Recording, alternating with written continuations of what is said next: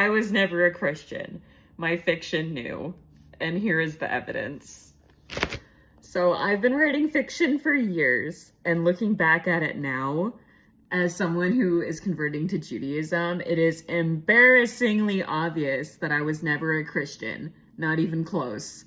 My stories knew before I allowed myself to, and yeah, so let me walk you through the evidence. The Everdark. My fantasy novella uses shekels as currency. Shekels. The entire plot is structured around Zahor, the Jewish obligation of remembrance. The exile wandering return arc is distinctly biblical and distinctly Jewish. I wrote a fantasy world, and apparently my subconscious said yes, but make it Jewish. No other reason. The most romantic scene is at a falafel restaurant. Falafel! The main character keeps something adjacent to kosher. I wrote a romance novelette and made the climatic romantic moment happen over Israeli food. The Scarlet Dawn. Okay, yes. I did write this one, or at least work on it during my conversion, but it contains a Shabbat-coded rest law, matrilineal bloodlines for witch descent, which mirrors like how Jewish identity is passed down. It's a coming-of-age story about inherited identity.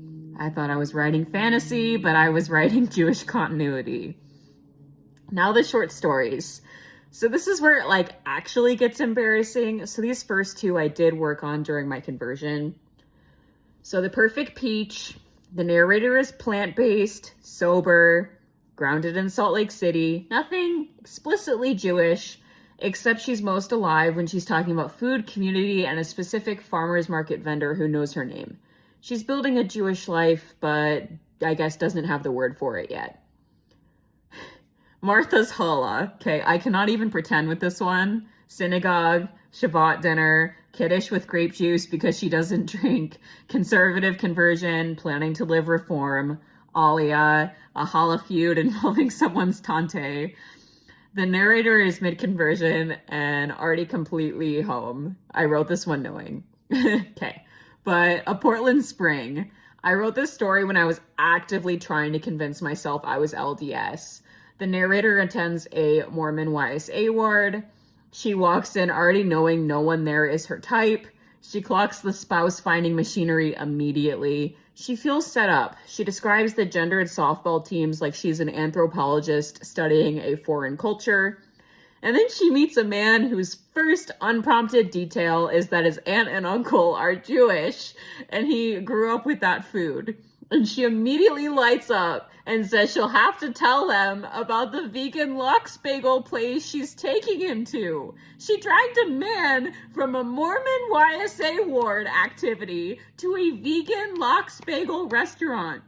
She was never LDS. She was just parked there. Okay. Noodles, not nuptials. Sarah's grandfather speaks in what she calls biblical fan fiction. She loves the wisdom but holds it at a slight distance, like someone who respects a tradition that isn't quite hers. The moral framework of the whole story is about a woman who finally sees clearly and chooses herself. That's not a Christian story. That's a Jewish one. The world around the woman. Ellen's entire crisis is about having altered fate without divine authorization.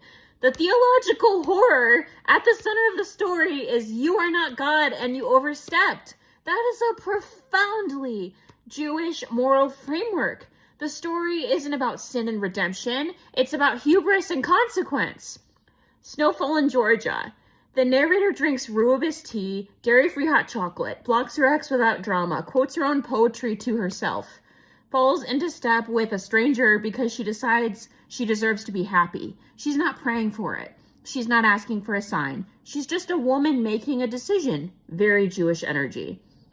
Every narrator I've ever written is plant-based or pescatarian, sober, pattern noticing, and slightly outside whatever community she's technically in. Watching it with affection, but never quite belonging. Every world I've built has Jewish bones. I wrote Christian adjacent fiction for years and managed to make it Jewish every single time. My fiction knew before I allowed myself to. I just finally caught up. Shema Yisrael, Adonai Eloheinu, Adonai Ehad.